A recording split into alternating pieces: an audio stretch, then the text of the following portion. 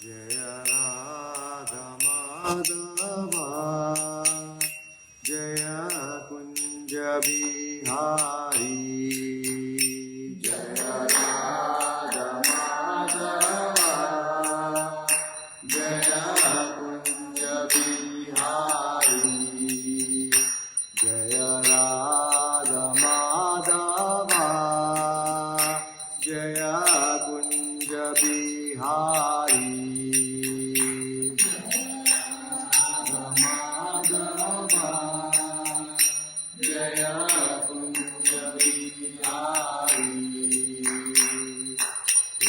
Jaya Vallabha Jaya Givaradhari Jaya Givaradhari Jaya Gopi Jana Vallabha Jaya Givaradhari Jaya Givaradhari Jaya Gopi Jana Vallabha Jaya Girivaradhari Jaya Girivaradhari Jaya Gopi Jana Vallabha Jaya Girivaradhari Jaya Girivaradhari Yashodanandana Jaya Prajajanaranjana Yashodanandana Jaya Prajajanaranjana Yashodanandana Jaya Prajajanaranjana Yashodanandana Jaya Prajanaranjana Yamuna Tiravanachari Jaya Kunja Bihari Jaya Kunja Bihari Yamuna Tiravanachari Jaya Kunja Bihari Jaya Kunja Bihari Yamuna Tiravanachari Jaya Kunja Bihari Jaya Kunja Bihari Yamuna Tiravanachari Jaya Kunja Bihari Jaya Kunja Bihari Jaya Radha Madhava Jaya Kunja Bihari Jaya Radha Madhava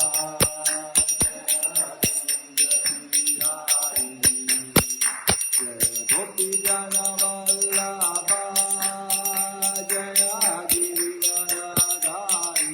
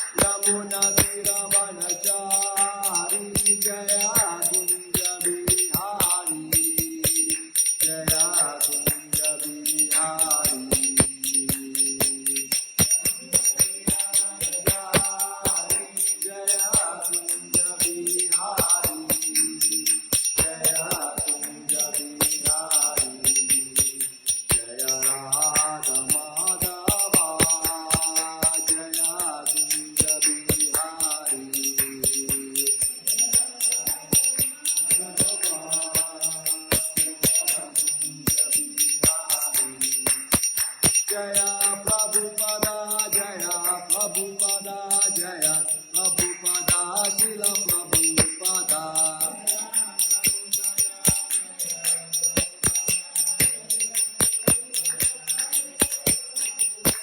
Prabhupada, Prabhupada, Prabhupada, Jaya Jaya Prabhupada.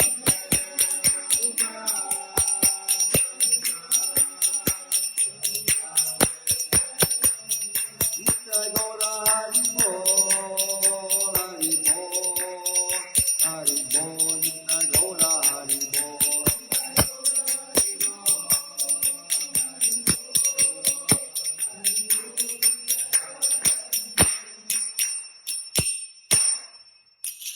Jai Om Vishnupada Paramsa Parivachkacharya Stotras Divine Grace Abhay Charvindesi Bhakti Vedanta Swami Prabhupada Ki. Jai Om Vishnupada Paramsa Parivachkacharya Stotras Divine Grace Bhakti Vedanta Saraswati Goswami Prabhupada Ki. Jai Nanda Koti Vaishnavinda Ki. Jai Namacharya Haridas Thakur Ki. Jai Grantaraj Shrimadbhagavatam Ki. Jai. All glories to assemble devotees. All glories to assemble devotees. All glories to assemble devotees. All glories to Guru Gauranga. All glories to Srila Prabhupada Ki. So I'm like the substitute teacher today. So the substitute teacher comes, everyone has a good time, and at the expense of substitute teachers. So I expect that you all be in your best behavior today. So we'll chant our prayers. Om Namo Bhagavate Vasudevaya. Om Namo Bhagavate Vasudevaya. Om Namo Bhagavate Vasudevaya. Om Namo Bhagavate Vasudevaya. Om Namo Bhagavate Vasudevaya. Om Namo Bhagavate Vasudevaya. Narayanam Namaskritya. Narayanam Namaskritya. Naram Cheva Narottamam. Naram Chaiva Narottamam. Devim Saraswatim Vyasam. Devim Saraswatim Vyasam. Tato Janam Udirayet. Tato Jayamudire. Nashta Praneshtu Bhadreshu. Nashtaprayashu Bhadreshu. Nityam Bhagavata Sevaya. Nityam Bhagavata Sevaya. Bhagavati Uttama Shloke. Bhagavati Uttama Shloke. Bhaktir Bhavatir Naishtaki. Bhaktir Bhavati Naishtaki. Hare Krishna. Thanks everyone for being here. I feel really quite blessed that Ajay Prabhu has cornered me once again to give class. It's when I see a text from him, I know it's good news. It means he needs someone to give class. Not good news for all of you, but good news for me because I get to start to study and prepare for a class. So first of all, I pay my humble obeisances to Guru and all the senior Vaishnavas and Vaishnavis and the Supreme Lord, and seek all of your blessings today. So that we can discuss something that'll take us positive in our spiritual journey. So this morning I've been tasked with starting discussion from Grantaraj Shrimadbhagavatam, Canto 1, Chapter 13, verse 27, right? From the chapter titled Dhritarashtra Quits Home. So, we think, when we hear that, we know that at this point in the story, Vidura's come back to speak to Dhritarashtra. And of course, most of us, including myself, think of Dhritarashtra as someone who is not doing good things. But really, Dhritarashtra is no different than all of us. Dhritarashtra represents someone who has become deeply attached to comfort, to his family. He's been attached to his position. He's been attached to his false ego. And how many of us fall in that same boat? We all fall in that same boat. So, and then we have Vidura who comes to basically tell him that, what you think is comfortable is really not all that comfortable. He's trying to kind of smack him into shape. Wake up, is what Vidura is telling Dhritarashtra. So today, it's like a wake-up call for all of us. So let's see if we can be woken up from our situation that we are in. So once again, chapter 1, Canto 13, text 27. Yasvakat parato veha Yasvakat parato veha jata nirveda atmavan jata nirveda atmavan hridi kritva harim gehat hidi kritva harim gehat pravrajatsa narottama pravrajesa narottama Yasvakat parato veha Yasvakat parato veha jata nirveda atmavan jata nirveda atmavan hridi kritva harim gehat Hridi kritva harim gehat pravrajatsa narottama pravrajesa narottama Yasvakat parato veha Yasvakat parato veha jata nirveda atmavan jata nirveda atmavan Hridi kritva harim gehat hridi kritva harim gehat pravrajesa narottama pravrajatsa narottama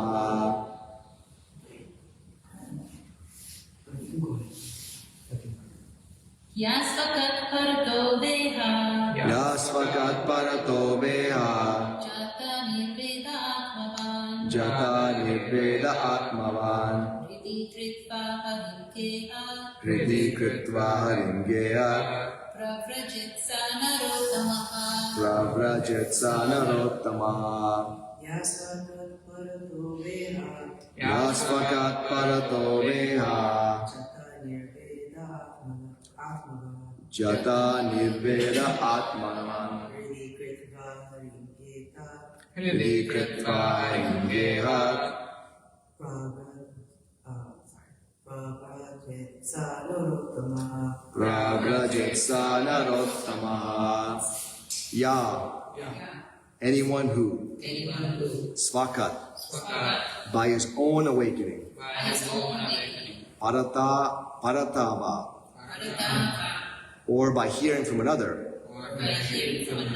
iha here in this world jata becomes nirveda indifferent to material attachment indifferent to material attachment atmavan atmavan consciousness consciousness hridi Hridi within the heart within the heart kritva kritva having been taken by having been taken by harim Hari the personality of Godhead the personality of Godhead gehat gehat from home from whom pravrajat pravrajat goes away goes away sah he is he is narauttama Narattama the first class human being the first class human being translation He is certainly a first-class man who awakens and understands, either by himself or from others, the falsity and misery of this material world, and thus leaves home and depends fully on the personality of Godhead residing within his heart. Should we read the translation again? You can repeat after me.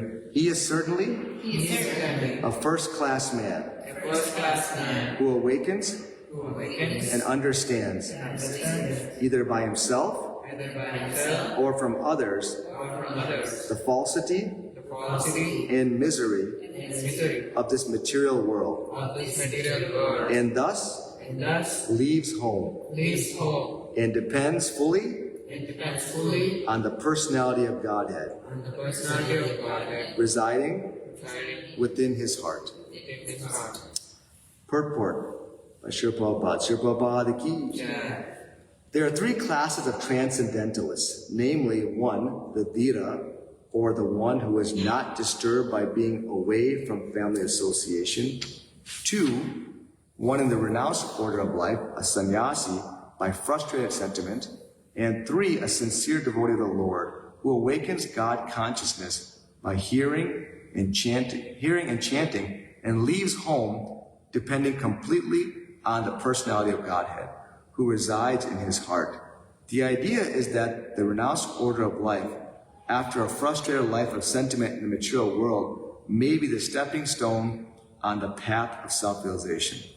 But real perfection of the path of liberation is attained when one is practiced to depend fully on the Supreme Personality of Godhead, who lives in everyone's heart as Paramatma. One may live in the darkest jungle alone, out of home, but a steadfast devotee knows very well that he is not alone. The Supreme Personality of Godhead is with him, and he can protect his sincere devotee in any awkward circumstance. One should therefore practice devotional service at home, hearing and chanting the holy name, quality, form, pastimes, entourage, etc., in association with pure devotees. And this practice will help awaken God consciousness in proportion to one's sincerity of purpose. One who desires material benefit by such devotional activities can never depend on the Supreme Personality of Godhead, although he sits in everyone's heart. Nor does the Lord give any direction to persons who worship him for material gain. Such materialistic devotees may be blessed by the Lord with material benefits, but they cannot reach the stage of the first-class human being as mentioned above. There are many examples of such sincere devotees in the history of the world, especially in India, and they are our guides on the path of self-realization. Mahatma Vidura is one such great devotee of the Lord, and we should all try to follow in his lotus footsteps for self-realization. Om Jnanatimirandasya Jnananjana Shalakaya Chakshurunmilitam Yena Tasmai Shri Gurave Namah Shri Chaitanya Manobishtam Sthapitam Yena Bhutale Swayam Rupa Kadamayam Tadadi Swapadantikam Vandeham Shri Guru Shri Yuta Padakamalam Shri Gurun Vaishnavamscha Shri Rupam Sagrajatam Sagana Raghunatham Tam Sajivam Sadvaitam Savadutam Parijana Sahitam Krishna Chaitanya Devam Shri Radha Krishna Padan Sagana Lalita Shri Krishna Kanputamsya He Krishna Karuna Sindho Leelabandho Jagatpate Gopesha Gopika Kanta Radha Kanta Namostute Tapta Kanchana Gaurangi Radhe Vrindavaneshwari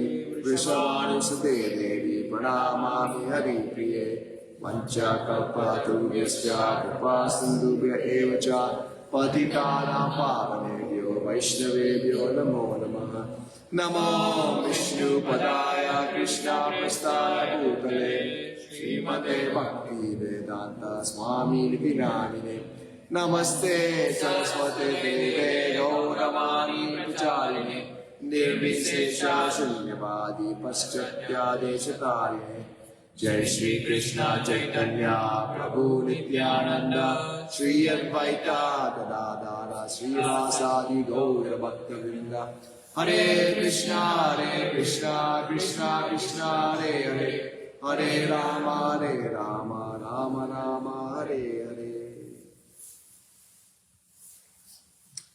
I'll read the translation one more time. He is certainly a first-class man who awakens and understands either by himself or from others the falsity and misery of this material world, and thus leaves home and depends fully on the personality of Godhead residing within his heart. So we are now, once again we spoke that Vidura is giving some instruction to Dhritarashtra. And he's explaining to him who is a first-class person. Who is a first-class person? So when we think of first-class people, we tend to, in our material mindset, we think a first-class person is someone who probably has a big status, a position, someone who has a good amount of money, someone who has high intelligence, someone who has a lot of influence. This is our common thought of who is a first-class person. But here the verse says, actually, none of those things make a first-class person. So a first-class human being is someone who realizes that this material world is really, it's miserable. It's a falsity. There's just something fundamentally unsatisfying about being in this material world. The person who understands that is really this first-class person. And that can sound kind of, negative. Oh my goodness, my world is a terrible place. But really, it's the beginning of understanding our situation. Yes, it may be somewhat uncomfortable, but until we understand that, we can't make any real change. And the only ones that can understand this are the human being. Hence, that is why it says first-class human being. It doesn't say first-class living entity, first-class human being. Because the animal doesn't ask these type of questions. The dog doesn't say, what's the purpose of my existence? The dog is basically thinking, where's my next meal? This is the dog's next thought. So the moment we begin to question, this is actually when we become a human. Otherwise, we are no different than the dog that's looking for his next meal. So this verse gives two ways that this happens. Two ways we can get this knowledge. And it can happen through, you can get some experience. So, I guess the first one is called, the first way it says this verse is called svakat, right? Svakat. So svakat means realizing on your own. Coming to realizing on your own. So this happens through having an experience. We've all been somewhere in our life where we thought that if we did this, we would get some result. We're chasing for, I'm sure all of us at some point are told by our parents, go get good grades and get a safe, secure job, right? That if you do that, that is going to be the top of success. Or they say, you know what? Just go ahead and be friends with certain kinds of, get married, anything. So many things our parents give us this advice. And yeah, they're doing it the best they can do. That's all they know. And then we have this happen. We get the best job. We realize this is not what I signed up for. I thought my life would be a complete success when I have this job. But that's not really happening. They're saying, I think it goes something like, you spend your whole life climbing up the ladder of success, and you realize it's leaning up against the wrong wall. So this is what we think success. We climb up the ladder of success, and we find out it's leaning against the wrong wall. Now, I remember when I first completed dental school, and I thought, okay, this is it. I'm going to be a successful dentist. I'm going to work. And the very first patient I saw was a gentleman that came in, and he had to get all of his teeth removed. And at that point, I probably only removed like 30, 40 teeth my whole life. And he had to get like 20 teeth removed. And I'm thinking to myself, this is success? This is what I signed up for? And I realized that this is not exactly what I thought it was going to be. So this is svakat, realizing on your own that this world may not be a great place, maybe full of misery, full of falsity. And the second way is this parata, which means hearing from others. So this is kind of the shortcut. There's, you can experience everything, but that's just a long time to experience everything to realize if it's good or bad. So you take the advice of others, good meaning people, or someone who's gone through it. Of course, the example is always given. You can either take instruction from someone who tells you the fire is hot, don't put your hand in the fire, or you'll get burned. Or you can put your hand in the fire and find out yourself. So some people choose to do the second way. Most of us chose the first way. Someone told us, don't put your hand in the fire, and we didn't do that because the source was telling us was a competent source. Like, okay, they're telling us something, and I think I'm going to go ahead and believe them. Why not? I'm going to believe them. And that is why we have, in this spiritual path, we have gurus, we have sadhus, we have shastra to give us this knowledge. It doesn't have to be experienced all the time. We just have to read it or hear it, and then we understand it's true. The Bhagavatam, that's all the Bhagavatam said. Just listen to what is written in the Bhagavatam. That's all we have to do. Learn from others so you don't have to learn the hard way. My father never gave me, he wouldn't give me too many rules in life. He was not one that said, do this, don't do that. So he only gave me like a couple of rules. One rule I remember he said was, don't smoke. He said, don't smoke. That was the only rule I really remember. And so for some reason I said, you know what? He doesn't give many rules, so this must be a really important rule. So I never ever thought about smoking anything. No cigarettes, no nothing. And when people ask me to smoke, I said, no thanks. And really from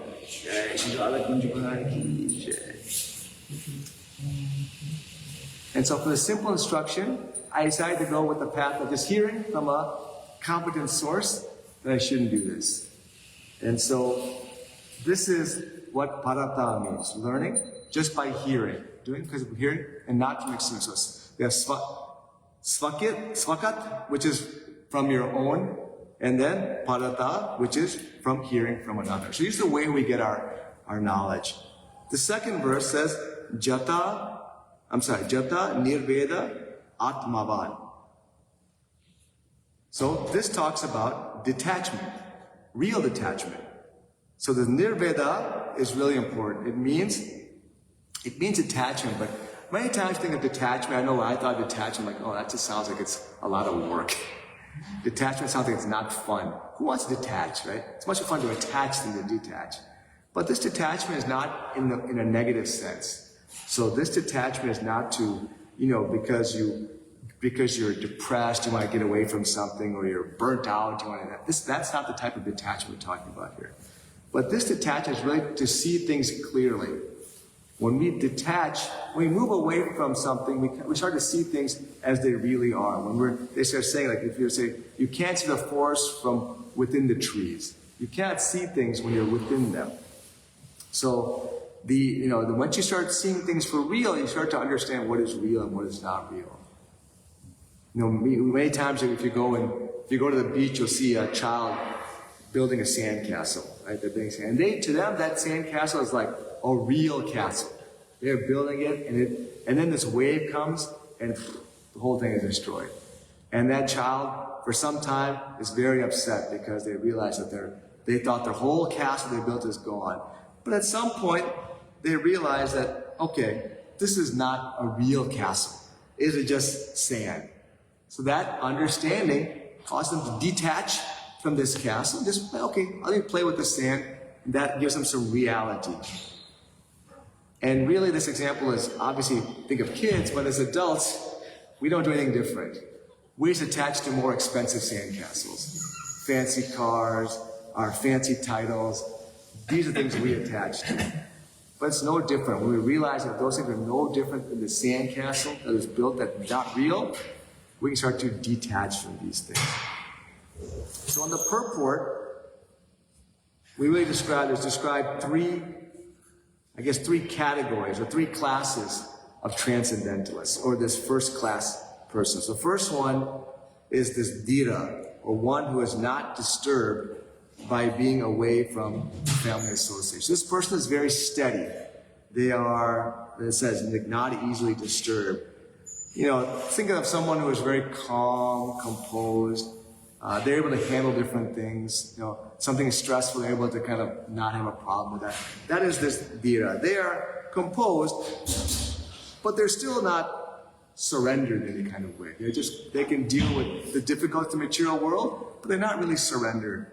So the second one is the one who is in the renounced order of life, a sannyasi. But they're the sannyasi because they are frustrated. So this was very interesting. The person is renounced not because they want to renounce. They renounce because they just realize that things just aren't going to work out here. I got a job. I got fired from my job. Instead of looking for a new job, I just renounced the material world. I was dating someone, that didn't work out. This whole thing is too difficult. I'm just going to give the whole thing up.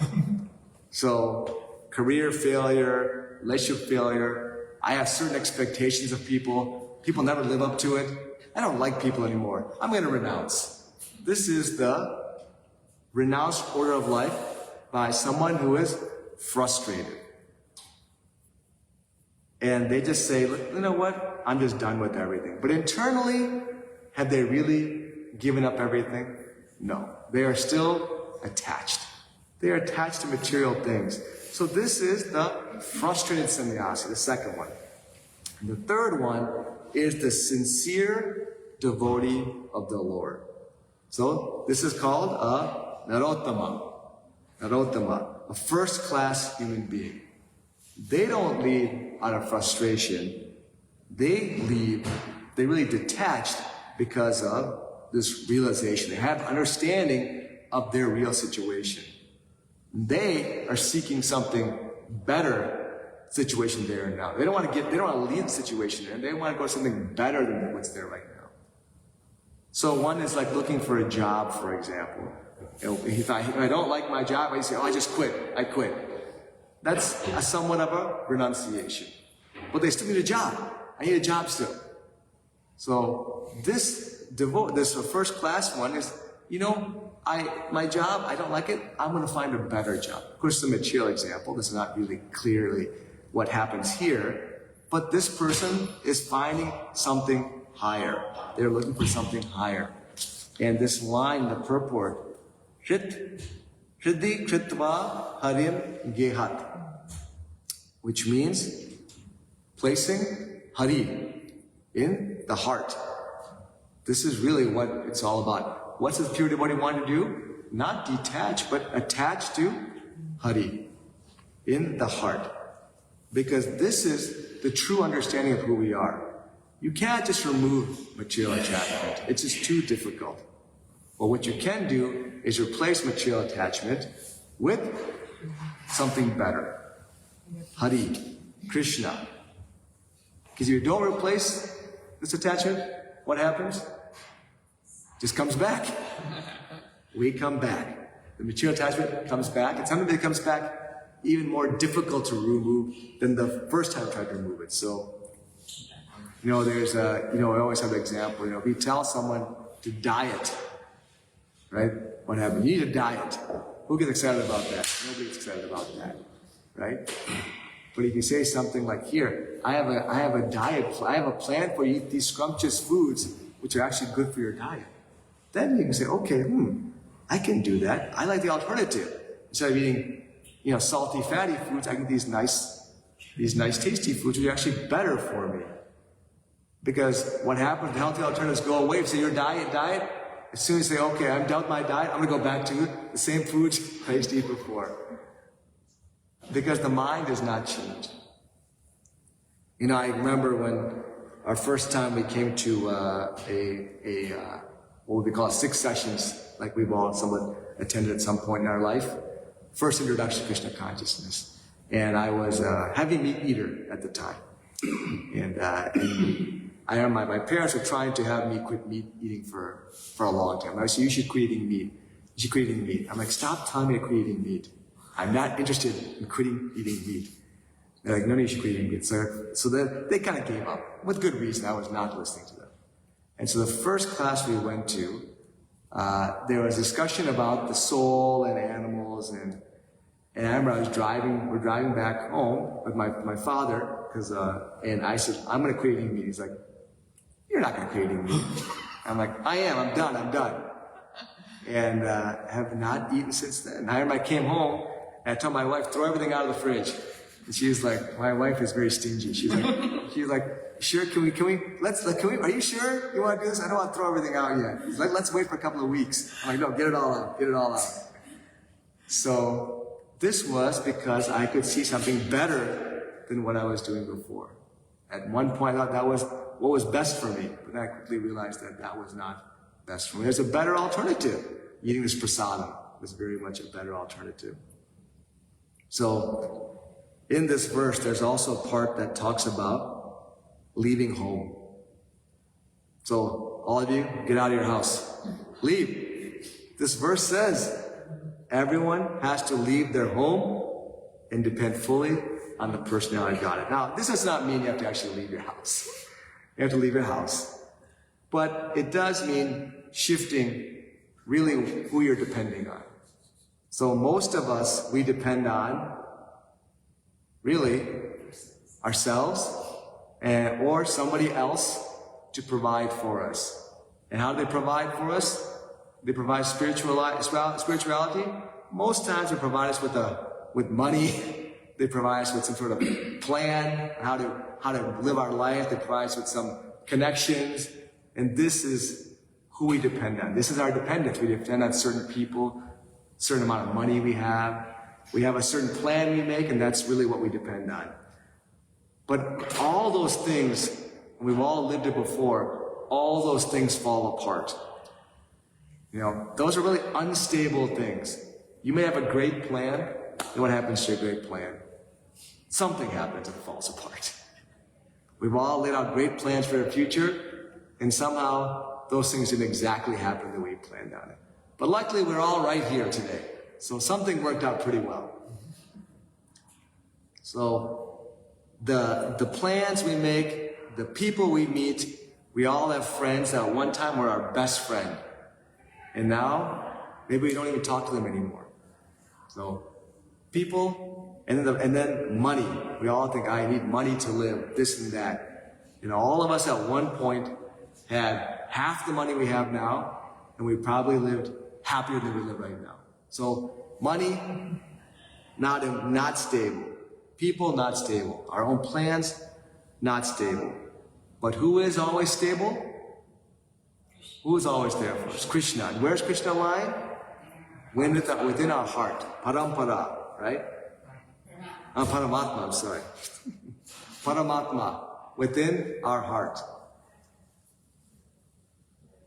And in the purport it says, there's a part in the purport where it says, I gotta bring it closer to me because I don't have my glasses. One may live in the darkest jungle alone, out of home, but a steadfast devotee knows very well that he is not alone. The Supreme Personality of Godhead is with him, and he can protect his sincere devotee in any awkward circumstance. One should therefore practice devotional service at home, hearing and chanting the holy name, quality, form, pastimes, entourage, etc. in association with pure devotees, and this practice will help one awaken God consciousness in proportion to one's sincerity of purpose. So,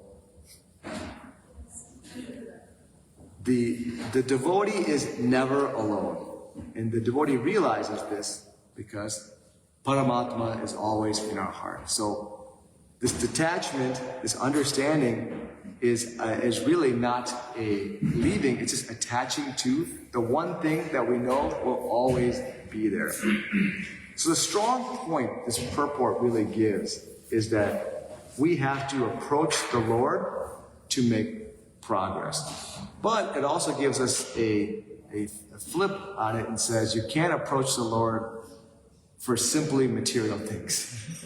So, why? Because the Lord may even give him to you. The Lord might give you the material thing you're looking for, but then you won't reach the stage of being a first-class human being. So when we go, many of us, I'm sure, at one point or other, asked, oh, please, Lord, let me pass this exam. Oh, please, Lord, if I only give me $1,000, then I'll be very happy. Oh, please, Lord, if you just give me a beautiful mate, a perfect person to be in my life with, then I'll be happy. These are the things we pray for. Krishna, fix my problem. That's okay, right? In the beginning, that's okay. But in the purport it says, real devotion is not like that. Real devotion, the prayer we must ask is, Krishna, how can I best serve you? Krishna, how can I be an instrument to serve you best? Not, Krishna, serve me best. So, this verse is very, very powerful in that sense. And the application is very straightforward in the sense that Krishna is not saying, Vidura is telling Dhritarashtra to leave home. But Krishna is not saying for us to necessarily leave home. He said we can do this within our home. And how can we do these things within our home?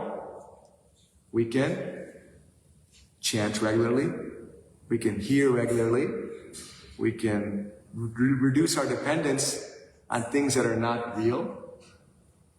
So how many of us read regularly? All you guys are A+ starts, what I call it, toppers, chart toppers, you know. How much do you read every day?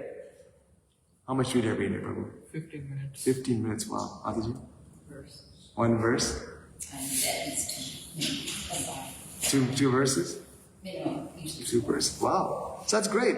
Every day, 15 minutes a day. Read 15 minutes every day.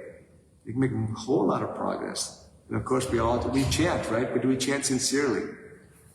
Or do we chant, mechanically, out of duty? We don't have to answer out loud, don't worry. I won't ask you. But we can answer that to ourselves. Chant sincerely. And then let's reduce our dependence on those things that really can't serve us. Who am I relying on today? Am I relying on Supreme Lord, or am I relying on myself? Am I relying on my money? Am I relying on my prestige? What am I relying on? And if we start to realize that our only true reliance is on Krishna, we can make progress. And let's simplify our desires. Let's not desire more money, more things. Let's just desire simply, let me be the best servant I can be. It's a very simple prayer. Krishna, how can I serve you? Every single day, how can I serve you? And believe, I'm sure we know Krishna will give us ways to serve. Because there are always opportunities to serve. So let's end with this. We can understand from this example, Vidura. Vidura was not just an ordinary person. He had status. He was part of the royal kingdom. He had a lot of influence. Dhritarashtra, as much as he would not listen to him, he still asked for advice from him. Because he knew Vidura was a very, very intelligent person.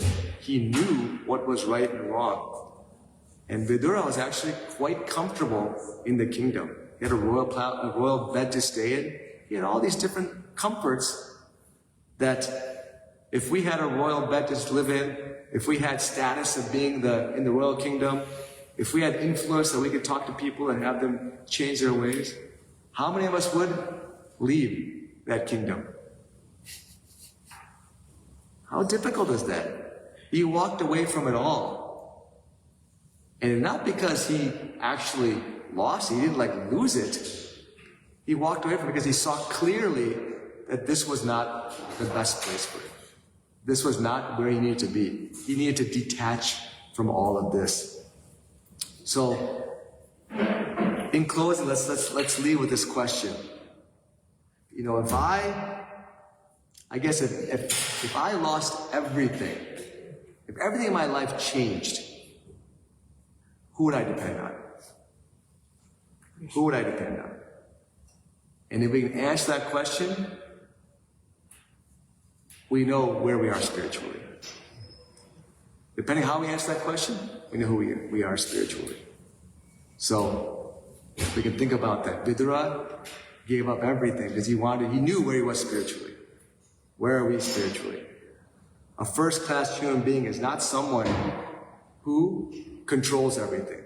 We think that our life is based on what we control. A first-class human being does not control everything. But he is someone who knows who he can depend on. And when he knows who he can depend on, he fully depends on that person. And that person, of course, is the Supreme Lord, Krishna. Hare Krishna, Krishna Krishna, Hare Hare, Hare Rama, Rama Rama, Hare Hare. Thank you very much, Sri Prabhupada Ki Jai. Any questions or thoughts? Nice class, Prabhu. Thank you, Prabhu. Characteristics of a first class man. Yes, yeah. Luckily for us, Dhritarashtra took on this role of being someone that we think is very, very bad, but actually plays the role of who we all are, where we all are. He is spiritually blind, and to some extent, all of us are spiritually blind as well. So thankfully, Vidura was able to give him instruction. But remember, he gave instruction to Dhritarashtra all the time. But Dhritarashtra wouldn't listen. So, if you give instruction to someone all the time and they don't listen to you, would you come back again to give instruction again? Vidura returns to Dhritarashtra. Tell him one more time, you are living just to enjoy your bodily form. You're living at the home of the people you tried to kill. You're living and they're giving you shelter. because you want to enjoy the bodily condition. You're a complete fool. But he comes back telling again. So it's very, very nice. Sometimes we understand everything, Prabhu, but still sometimes we act in a very ignorant way. So Yeah. control that. Why is Krishna write the Gita in 18 chapters, right? Because he knows he can't tell us in 2 sentences. Because we won't listen. You know, we have to hear over and over and over again. And thankfully for us, there's so many examples in the Bhagavatam of different people having to be told over and over again. And this is for our benefit. So you're not alone, Prabhu. You're not alone. We all struggle. But luckily there's people like Vidura in our life who keep telling us again and again. So no one's leaving us behind. Any other questions or thoughts? Like the concept of this, detachment or dependency, renunciation, and stuff. It's something that it's like a struggle, but at the same time, like if we participate in it, like we can see Krishna's our dependence on Krishna and stuff. So just we're going through a lot of like renouncing and detaching and stuff. So how to get closer to Krishna is just a constant reminder. And then it builds, I don't know, at least for me, it's been building more gratitude in my life. So there are benefits, even though we feel like, it's like very negative to sometimes detach or renounce and all these things. So the thing is, that, and the second person they talk about, the renunciate is frustrated.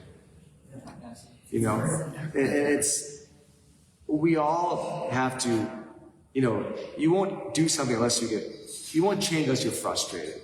So it has to be some level of frustration with the situation we're in order to make a change in doing something different.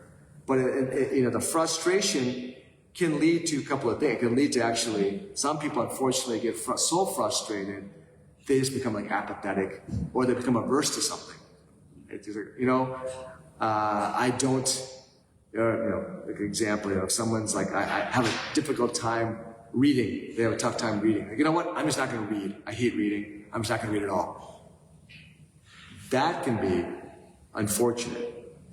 So we have to make sure we get frustrated, we don't lead to the complete aversion of that item. So even sometimes, even my own life, I used to remember when I used to go to any kind of religious thing with my family, I used to get frustrated because no one could explain to me why this is happening. Why is this happening? Because we always do this. Like, why do we always do this? Just stop asking me questions. I was frustrated. I wanted to. So much so it led me to the point of being, this is just a waste of my time. No one gives me an answer. I'm just really not going to pay attention. Now, I had my preconceived notions as to why I didn't want to do it, but also led to a very apathetic situation where I was, God doesn't care about me, so why do I care about God? But eventually, what happened was that frustration got redirected to reading because someone gave me some books I could read, which was like the Bhagavad Gita and the Bhagavatam and Science of Self-Realization. That'd be the first book I got to read. And that redirected my energy from frustration into more understanding, which led to the same thing in the end. I got to the point where I realized that what was learned before was somewhat fine, correct, but I just didn't understand it. But then that frustration led me to eventually come back to redirect my energy to doing something worthwhile. So my point simply is that, we have to make sure if we're frustrated, we don't go so far. We got to try to avoid going so far that we become averse or apathetic to that situation. So don't let the frustration ever take you to the point where you want to, I'm just going to leave this whole thing. This is too much. And it happens. We've all seen, unfortunately, we've all been there. We've seen other people who come to the temple, they get frustrated and we don't see them. It's sad. I always feel sad when someone that I've been seeing for some time, all of a sudden you don't see them anymore. And because some frustration led them to choose that path. But Kunjabara always brings them back. Always brings them back. So it's very, very sweet. It's good to be able to recognize that level of frustration as well as comfort. Mm-hmm. I'm so comfortable. Like we do our daily things every day, it becomes so comfortable that we don't recognize that, like, wait a minute, I need to still make progress towards coming out of this, because next thing you know, you're 80, you're still comfortable. Yeah. Well, they say, the enemy of great is actually good. So if we're doing, I'm doing good enough. I'm reading once a day, that's good enough. Or I'm reading 2 minutes a day, that's good enough. And like, okay, but we can do more, right? So, but we become convinced that I'm doing the most I can do. I'm doing everything I can.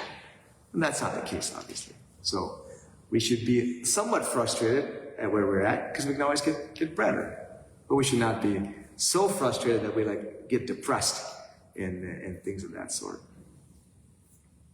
Sometimes we want to keep do something or put some efforts on something.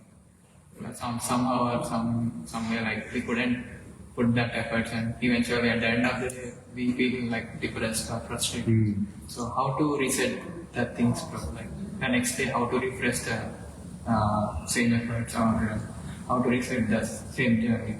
So there's the question is, if you have a situation you want to accomplish, you don't get it done. Like say you're supposed to chant your rounds and you didn't make it for some reason. Which of course I'm sure none of you ever don't make it, So you're supposed to chant your 16 rounds and you're at 10 and it's 10 o'clock at night and you fall asleep. Right? Hypothetically, that happens. And the next day you're like, okay, I'm frustrated, I didn't finish my rounds, I didn't do my duty, I didn't do my then how to think about going again. So the way this is just my personal way of doing it. I always think of my own intent. Was my intent to do the actual rounds, and then for some reason it didn't happen? If my intent was good, then I think that of course the Lord will be merciful. If my intent was to never chant my rounds because I wanted to go watch a basketball game, and I had no interest in actually finishing because I had other things I wanted to do, then I will have to kind of check myself and understand this is not what I'm supposed to do. Because if the intent is good, the Lord's very merciful. The Lord will be okay with it. I really want to do this feast for you, but something happened and the food got burnt. And so I'm depressed. But the intent was to do a nice feast for the devotees and the Lord. And so the Lord will not be, the Supreme Lord will not be upset about that. But we can definitely question our intent and what we're trying to do. So I think that's probably a better use of our energy than to be depressed about something that we want to do but didn't happen. Because in the end, everything is done by the will of Krishna anyways. So, nice question, Prabhu. Thank you. Any other questions or thoughts? Grantaraj Shrimadbhagavatam ki jai, Shri Prabhupada ki jai, Hare Krishna.